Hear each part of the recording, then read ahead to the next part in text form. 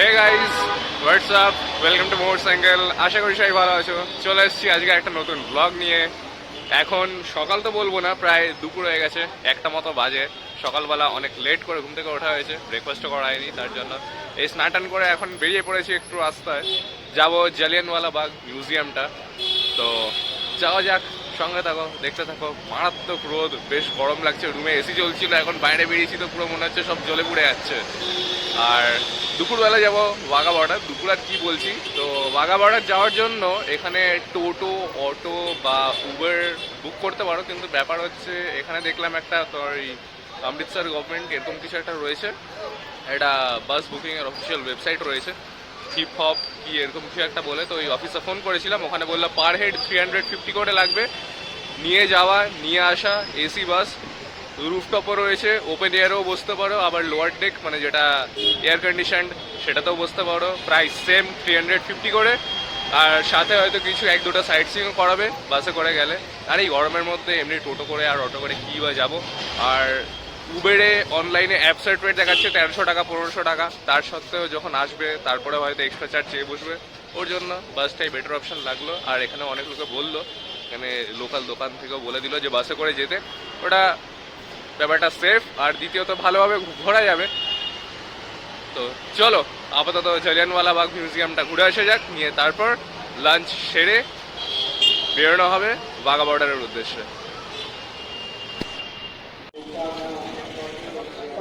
Partition museum cross করে এসে চলে এসছি এখন সেই বাসের টিকিট কাউন্টারে। এসেই সবাই ডান দিকে তাকালেই চোখে পড়বে এরকম ছড়া একটা বুথ টাইপের করা রয়েছে, হপ অন হপ অফ। আর এই হচ্ছে পেছনে বাস, হপ অন হপ অফ। নিচে এসি আর ওপরে ওপেন এয়ার। ওপেন এয়ার আমি তো বলবো সবাই শীতকালে এলে তবেই নিও, তাছাড়া না, নাহলে গরম লাগবে। ওইদিকে একটা বাস দাঁড়ানো আছে, 32 জন করে বাসে সিটিং ক্যাপাসিটি। তো আগে থেকেই টাইম থাকতে সবাই বুক করে নিও, যদি কেউ যেতে চাও তো। 350 পার হেড করে পড়ছে। এটা পাঞ্জাব গভর্নমেন্টের। তো আমাদের তো টিকিট কাটা হয়ে গেছে, এবার যাই জালিয়ানওয়ালা বাগ মিউজিয়াম। এদিক থেকে সোজা চলে গেলেই জালিয়ানওয়ালা বাগ মিউজিয়াম। সঙ্গে থাকো, দেখতে থাকো।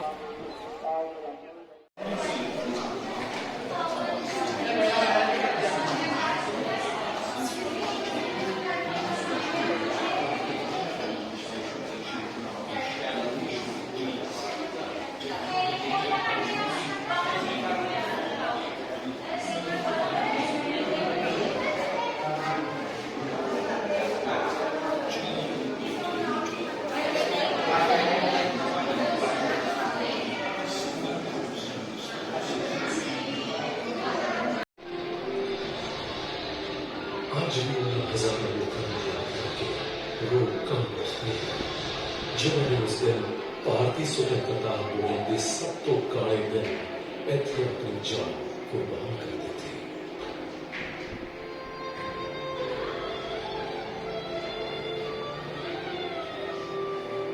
जिथे एक पासे लोग रहा खून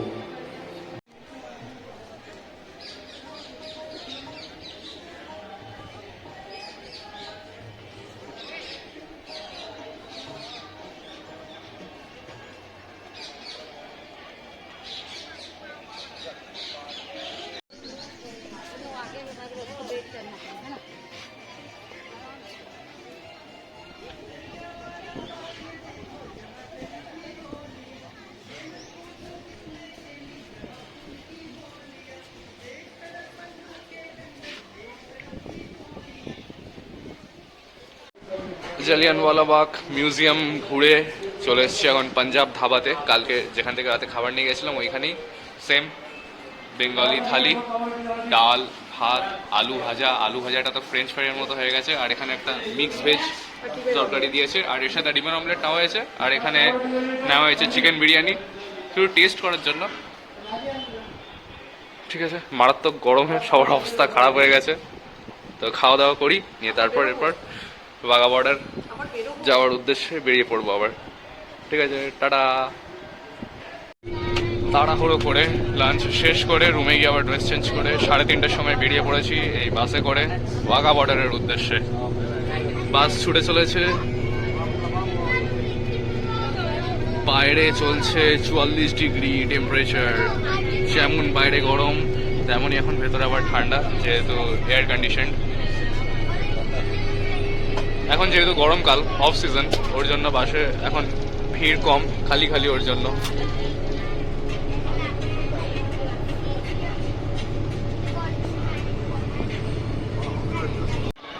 বাস থেকে নেমে চলে এসেছি লাইনে। এখানে ফিমেল আর মেল লাইন আলাদা, আর উপরে দেখতে পাচ্ছি ইন্ডিয়া আর সোজা পাকিস্তানের ফ্ল্যাগ। বিরাট বড় লাইন, যেমনই গরম তেমন রোদ, কি আর করা যাবে। এই সবাই এসছে দূর দূর থেকে লোক দেখতে, আমরাও এসছি। 5:30 কি 6টার সময় প্যারেড শুরু হবে, দেখা যাক। আর এই হচ্ছে গাড়ির পার্কিং, আর বাসে করে আমাদের পেছন দিকে নামিয়ে দিয়ে গেছে।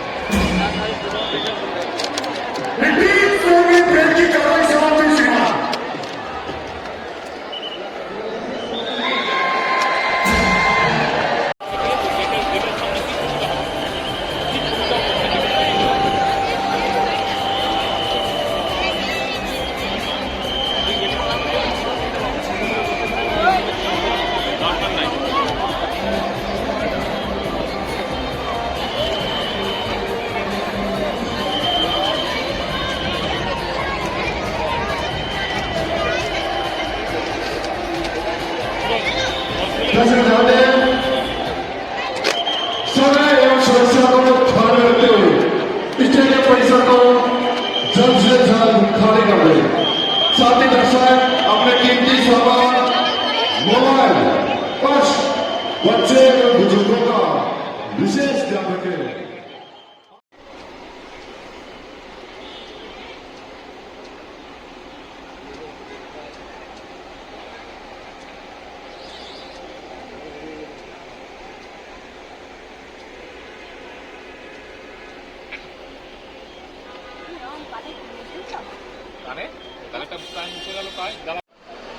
কেমন লাগলো তোমাদের তাহলে বাঘা বর্ডার? এখন মোটামুটি 7টা বেজে 10 আর বাইরে এখানে এখনো দেখতে পাচ্ছি অনেক আলো। চলে এসেছি বাসের ছাদে। এবার ভাবছি রিটার্নটা রুফটপে বসেই করব। বাইরে এখন হাওয়া লাগবে। দুপুরবেলা এসেছিলাম তখন ভেতরে বসেছিলাম, কারণ বাইরে তো গরম, যেমনটা বলেছি 44 ডিগ্রি টেম্পারেচার চলছে। আর এই আমার পেছনে দেখতে পাচ্ছি ইন্ডিয়া ফ্ল্যাগ, তার পাশে পাকিস্তানের ফ্ল্যাগ। ভেতরে অনেক আওয়াজ, অনেক জোরে গান চলছিল, বেশ সুন্দর প্যারেড হলো। আর সব থেকে ভালো লাগলো একদম শুরুতে এখন নাচ হচ্ছিল। সবাইকে বললো যে নিচে ওই মাঝখানের যে প্যাসেজটা, ওইখানে গিয়ে যারা নাচ করতে ইচ্ছুক, শুধু অনলি ফর লেডিস, তারা গিয়ে ওখানে নাচ করতে পারে। বেশ ভালো লাগলো, একটা মানে কি বলবো, লোমহর্ষক ব্যাপার। না দেখলে, যারা হয়তো দেখোনি, আমি অবশ্যই তাদের রিকোয়েস্ট করবো যে অমৃতসর যদি আসো, এটা মাস্ট ট্রাই। বাঘা বর্ডার সবাই আসো, ঘোরো, ভালো লাগবে, একটা অন্যরকম জিনিস দেখতে পাবে। আমার তো বেশ ভালো লাগলো। হ্যাঁ, শুধু একটু কষ্ট করতে হবে, সেটা হচ্ছে অনেকটা লাইন দিতে হবে। সেটা এইটুকু দেখার জন্য করতেই পারো, কোনো ব্যাপার না। আমারও শুরুতে বিরক্ত লাগছিল, কি হবে রে বাবা, কি দেখতে যাচ্ছি, কিন্তু না, তারপরে ঢোকার পর সত্যি একটা খুবই অন্যরকম একটা মনোরম পরিবেশ। বেশ ভালো লাগলো। ইন্ডিয়া পাকিস্তানের এরকম একটা মানে কি বলবো, বন্ডিং এত সুন্দর। আমরা সবাই জেনে এসেছি ইন্ডিয়া পাকিস্তান মানে একটা বিরোধী ব্যাপার, আর এখানে এসে সুন্দর একটা মানে এত ভালো একটা বন্ডিং, এরকম জিনিস দেখা গেছে, খুব ভালো লেগেছে। এবার প্যাক করি, হোটেলে যাই, নিয়ে তারপর আমাদের সঙ্গে আবার দেখা হচ্ছে।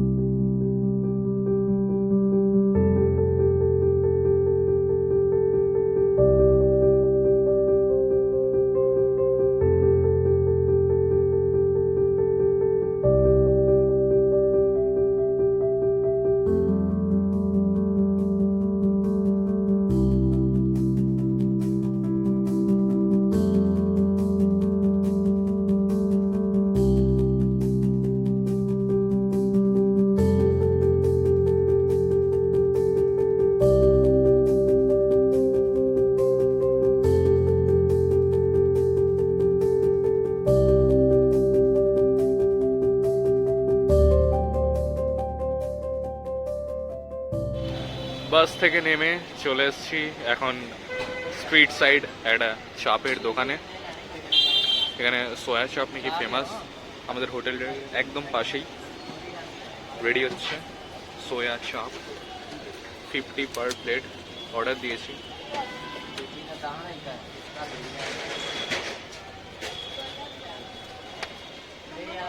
আর এছাড়াও এখানে নিম্বু পানি, সোডা, সোডা চিকেনজি এইসব, আর ওখানে মোমোর স্টল মা গেছে, নিচ্ছে মনে হয়।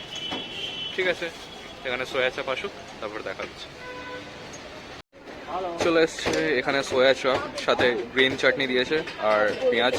সোয়া চপটাকে একটু ক্রিমের মধ্যে আর একটু চাট মশলা দিয়ে একটু টস করে দিয়েছে। এবার খেয়ে দেখা যাক কেমন হয়। সঙ্গে থাকো, দেখতে থাকো। রাত 11:30 কি 11:15 বাজে, আর আমরা বসে পড়েছি তিনজন এখন খাবার দাবার নিয়ে। বাঙালি যেহেতু এখন ছড়িয়ে ছিটিয়ে পুরো নিচে বসে পড়েছি, কি আর করব। খিদেও পেয়েছে, দেরিও হয়ে গেছে। তো সামনে আর্কের ফুড প্লাজা থেকে নিয়ে আসা হয়েছে ভেজি লোডেড পিৎজা। বাহ, দেখে বেশ ভালো লাগছে। আমি যদিও রুমে ছিলাম, বাবা আর মা গেছিল একটু মার্কেটিংয়ে, তো আমাকে ডেকে পাঠালো, বললো এই রেস্টুরেন্ট থেকে খাবার নেবো, চলে আয়। আর এখানে কি নেওয়া হয়েছে, পনির টিক্কা মশালা, আর এতে রয়েছে বাটার নান, আর সাথে স্যালাড, আচার এসব দিয়েছে। এবার খাওয়া শুরু করা যাক। এই যে সবাই বসে আছে। Mushroom, my favorite. ঠিক আছে, খাওয়া যাক, তোমরাও খাও আমাদের সাথে।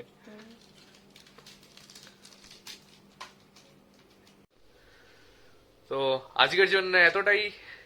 তোমরা দেখলে আজকে সকালবেলা তো না, দুপুরবেলা জালিয়ানওয়ালাবাগ মিউজিয়াম গেলাম। দেন ওখান থেকে এসে আমরা লাঞ্চ করলাম। দেন জলদি জলদি রেডি হয়ে চলে গেলাম বাসে করে ওয়াঘা বর্ডারের উদ্দেশ্যে। ওয়াঘা বর্ডারে একটা অদ্ভুত মনোরম জিনিস দেখে এলাম, যেটার জন্য সবাই অমৃতসর আসে। দুটো জিনিসের জন্যই মেনলি সবাই আসে, এক হচ্ছে গোল্ডেন টেম্পল আর একটা ওয়াঘা বর্ডার। দুটো জিনিস আমরা দেখলাম। কালকে গোল্ডেন টেম্পল দেখেছিলাম, আজকে ওয়াঘা বর্ডার দেখলাম। বেশ ভালো লাগলো। সন্ধ্যায় মোটামুটি কটার সময়, 7:30 8টার সময় এসে পৌঁছালাম। নিয়ে সয়া চাপ এইসব স্ট্রিট ফুড কয়েকটা ট্রাই করলাম। দেন আমি চলে এসেছিলাম হোটেলে, আর মার বাবা চলে গেছিল একটু মার্কেটিংয়ে। নিয়ে তারপর ব্যাগ ট্যাগ প্যাক করলাম। নিয়ে তারপর এখন মোটামুটি কটা বাজে, 12:30 কি 1টা বাজতে চললো। আর রাতের ডিনার করলাম, দেখতেই পেলে পিৎজা ছিল, আর তার সাথে পনির টিক্কা মশলা আর বাটার নান, এই দিয়ে ডিনার সারলাম। নিয়ে তারপর ব্যাগ ফ্যাগ সব প্যাক করে নিলাম। কালকে সকালবেলা আমাদের ট্রেন আবার অমৃতসর থেকে ভোরবেলা 4:55 শতাব্দী এক্সপ্রেস নিউ দিল্লির উদ্দেশ্যে। দেখতে থাকো, আশা করি ভালো লাগবে। আর আজকের ব্লগটাও আশা করি খুব ভালো লেগেছে। আর আমি ওয়াঘা বর্ডারের প্রত্যেকটা ফুটেজ একদম র দেবো, কোনো ক্রপ কাট করবো না, যাতে প্রত্যেকটা মোমেন্ট তোমরা দেখতে পারো। একটু এদিক ওদিক হবে, ভিডিও ঠিক স্টেবল আসেনি, কারণ অনেকই ভিড়, ঠেলাঠেলি হচ্ছিল। যতটা পেরেছি তোমাদের সামনে তুলে ধরেছি। সবাই দেখো, আর ভালো লাগলো অবশ্যই কমেন্ট বক্সে জানিও। আজকের জন্য এতটাই, দেখা হচ্ছে আবার কালকের ব্লগে। ও, তোমাকে দেখাতে হবে। Good night. ঠিক আছে, গুড নাইট হয়ে গেছে, গুড নাইট কি গুড মর্নিং হয়ে গেছে। আর 3 ঘন্টাও সময় নিয়ে আবার রেডি হয়ে বেরোতে হবে সকালবেলা। ঠিক আছে, রাখছি, টাটা।